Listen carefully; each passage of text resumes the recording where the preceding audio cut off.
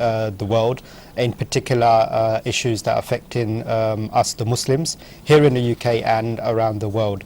If I start off with our first article that I found, it's regarding the UN General Assembly that took place last Wednesday in New York. First time Colonel Gaddafi had the podium, and he actually spoke for an hour and a half. Everybody was allocated 15 minutes. Yes, I think the slot was 15 minutes. Yeah. But a very brave man, Gaddafi, has always known as a brave man. He went ahead for 1.5 hours. 1.5 hours, yeah. He wasn't going to leave until he had his say, basically. I think because he had the opportunity. This was the first time he got to address the UN. Isn't there any Ofcom rules over these people as well? But like we can't do that. If we go a second over the time, we'll be kicked out from the studio. But I mean, I wish that we had rules like the UN as well. I think what the UN was saying, that they have no mechanism of removing somebody from the stage. So he could have been there all day. He could have taken the whole day. Anyway, what he was saying, he was in a way having a go at the UN, in particular the 5 permanent members, which are US, Britain, France, Russia and China, who are the 5 major powers in the world. Now, he basically, what he was saying was, his objection was for the veto power that these countries have. And basically, you know, whatever resolutions are put forward, these 5 countries have a veto power, so they can, you know, veto whatever resolution. And he's saying, you know, this undermines the other 192 member states. You know, the UN was set up after the World War to prevent wars. Now, what Gaddafi has pointed out is, you know, this Security Council has actually has failed to stop 65 wars since then. So what is their purpose? You know, and I think we're hearing more and more about the UN and the Security Council.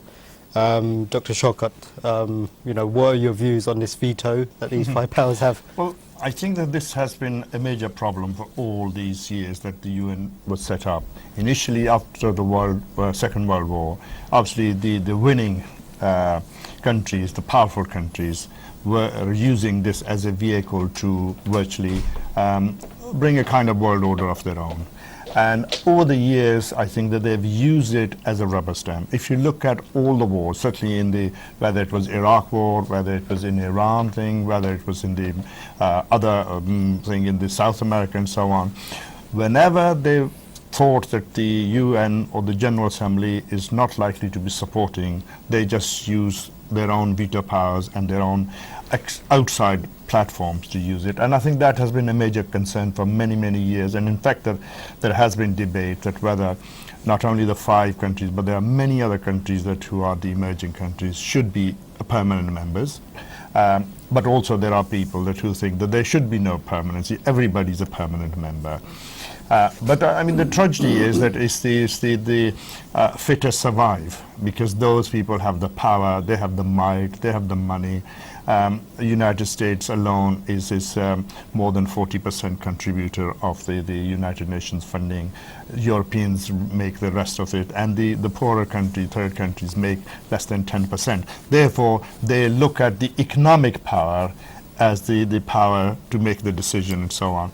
So most of these are, this is a platform for once a year for world leaders to come and express their feeling, and Colonel Gaddafi was one of those.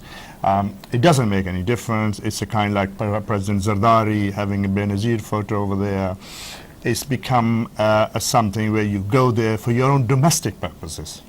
Internationally, who cares what the United Nations is deciding? It's what matters is what Britain, what America, what the powerful countries are doing it. So I think that there is a lot of debate in that sense, where the poor countries think we want equality, but the richer countries are obviously saying, well, whoever pays the piper plays the tune. So that's been the philosophy, and until that changes, we're not likely to see any changes. Whether the speeches are 2 hours or 10 hours, it's not what they're saying, is that what influence do they have. Okay, we just want the viewers' the view on this and your opinions on these issues. The phone lines are going to be open in a few moments, and if you want to take part in the discussion, share your views and opinions, you're most welcome to do that. Dr. Khan, there's another issue that Colonel Gaddafi raised, and I have asked in last week's program, I asked my guest as well, what could be the reason for this. He raised the issue of the assassination of J.F. Kennedy. What was behind? Why do you think that he wants to know who actually assassinated, who shot J.F. Kennedy? What could be the reason of bringing this up now after so many decades? I think that there is, I mean, I don't know exactly in what context he was saying is, but obviously if we're looking at the recent release of one of the Libyans there, and that his links with the state government and bombing that thing, and the issues the United Nations and the United States and a lot of lobbyists are saying that he's been involved and so on. So I think he's also raising the question, well, hang on, don't look at us only, look at your own doorstep. We want to, there was an issue at that time that there was FBI was involved, government departments were involved, big battalions were involved. So I think he's putting also a question that don't look at us only, you look at your own inside as well, and you still have not come up with some definite answers as to who were those people who assassinated the President of the United States. And I think that unless he has some other motives that has not come. But I think that he's been saying that, not only him, but many other people have been saying that look, you don't lecture us on democracy, don't lecture us on all the sort of control of the groups and so on. You look at yourself, you've got state departments, you've got state agencies who have been known to be involved in assassinating your own head of state, commander-in-chief, and you have not come up with anything as well. So don't put a finger at us, look at your own self. So I think that there is one aspect is to bringing the message home to this, that look, there are things that you have to answer for. There are things that you haven't come up with solutions. So don't just accuse us of not doing anything.